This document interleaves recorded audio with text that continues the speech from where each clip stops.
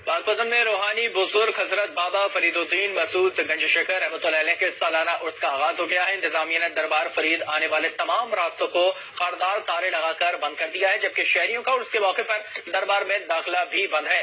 हजरत बाबा फरीदुद्दीन मसूद गंज शकर रहमतुल्लाह अलैह के 778वें उर्स का बाकायदा इफ्तिताह सज्जादा नशीन दरबार आलिया दीवान महमूद मसूद चिश्ती फारूकी ने 50 अफराद के हमरा किया। उसके मौके पर खुलने वाले बाजारों को भी बंद किया गया, जबकि शहरियों का कहना है कि कोरोना के बायस लॉकडाउन से मुतासर आवाम पर और उसके मौके पर पाबंदियां हमारे घरों के चूल्हे भी ठंडे करने के मुतरादिफ है।